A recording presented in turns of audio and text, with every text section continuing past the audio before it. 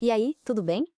Hoje, a gente vai falar de um assunto que parece super tradicional, mas que está passando por uma revolução gigante: o mercado imobiliário.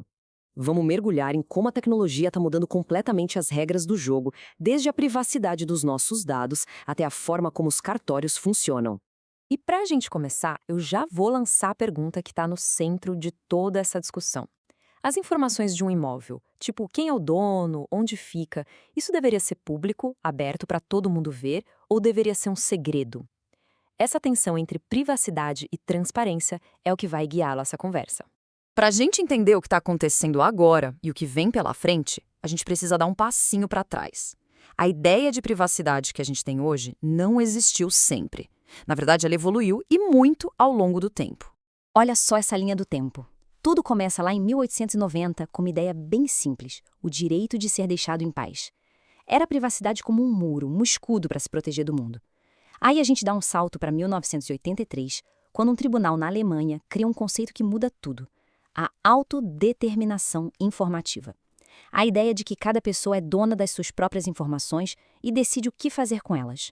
E essa ideia foi amadurecendo até que em 2018 ela virou lei aqui no Brasil com a nossa famosa LGPD. E a mudança de mentalidade é fundamental. A privacidade antiga era o que a gente chama de direito negativo.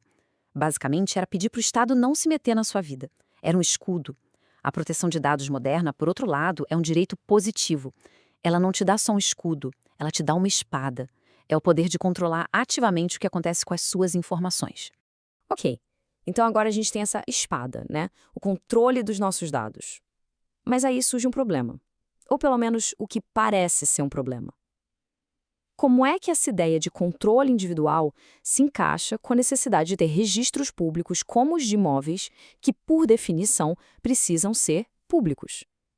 Parece um conflito, né? E aqui está o pulo do gato. Muita gente pensa que a LGPD veio para trancar tudo, para proibir o acesso à informação. Mas não é nada disso. O objetivo da lei não é criar segredos, é criar regras. É dizer como a gente pode ser transparente de um jeito seguro, protegendo o que realmente precisa ser protegido. E a principal regra para resolver esse quebra-cabeça se chama princípio da necessidade. O nome pode até soar meio técnico, mas a ideia é super simples.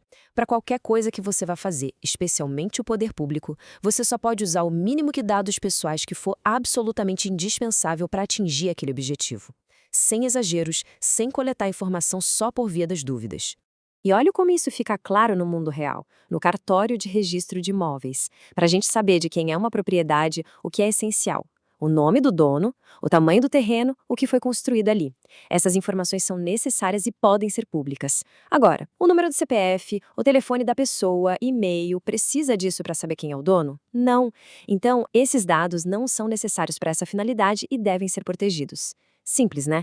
Beleza. Agora que a gente já entendeu a teoria por trás desse equilíbrio, vamos ver como ele está sendo testado na prática, no meio de uma das maiores transformações digitais que o Serviço Público Brasileiro já viu. Apresento a vocês o SERP, o Sistema Eletrônico de Registros Públicos. A ideia aqui, que veio com uma lei de 2022, é ousada: criar uma rede única que conecta e digitaliza todos os cartórios do Brasil. Imagina poder acessar informações de registro de qualquer lugar do país, de forma online e integrada. É um projeto gigantesco. Só que um projeto desse tamanho vem com desafios enormes. Um dos maiores é o uso de dados biométricos para identificar as pessoas. E aí a gente volta para a LGPD. Biometria, como sua impressão digital ou reconhecimento facial, é o que a lei chama de dado pessoal sensível. Isso coloca essa informação numa categoria especial que exige um nível de proteção e segurança muito mais alto. E se o SERP já parece uma revolução, a próxima tecnologia que a gente vai ver pode mudar não só os cartórios, mas a própria ideia do que significa confiar em uma transação. Então, vamos lá. O que é esse tal de blockchain? Pensa num livro de registros digital, compartilhado entre várias pessoas. Cada vez que algo novo é registrado, é como se uma nova página, um bloco, fosse adicionado. Esse bloco é conectado ao anterior com uma trava criptográfica, formando uma corrente. E como todo mundo tem uma cópia desse livro, é praticamente impossível alguém apagar ou mudar uma página sem que todo mundo perceba. O processo é fascinante e super seguro. Primeiro, alguém pede para registrar uma nova transação. Essa transação é verificada pela rede e juntada com outras dentro de um bloco protegido por criptografia. E por fim, esse bloco é ligado permanentemente na corrente, criando um registro que não pode mais ser alterado. E é aqui que a gente entende a verdadeira virada de chave. Por séculos, em quem a gente confiou para validar nossas transações? Em intermediários, bancos, governos, cartórios. O blockchain propõe algo totalmente novo. A confiança não está mais em uma instituição ou numa pessoa. Ela está na própria tecnologia, na matemática, no código. A confiança é distribuída pela rede. Juntando todas as peças, a nossa nova visão sobre privacidade, a digitalização massiva dos registros públicos e o surgimento de tecnologias como o blockchain, fica bem claro que a gente não está falando de uma pequena mudança. É uma transformação profunda. Isso nos deixa com uma pergunta que parece de ficção científica, mas que já está batendo na nossa porta. Se a tecnologia pode garantir a confiança de forma matemática, qual vai ser o papel dos intermediários que a gente conhece hoje? Uma das respostas pode estar na tokenização de imóveis. Imagina só, transformar um apartamento, uma casa, em tokens digitais, como se fossem ações, que podem ser compradas e vendidas numa rede blockchain. Isso poderia tornar o investimento imobiliário acessível para muito mais gente e agilizar as transações de um jeito que a gente nunca viu. O Brasil ainda tem vários desafios legais para isso virar realidade, claro, mas a fronteira é essa.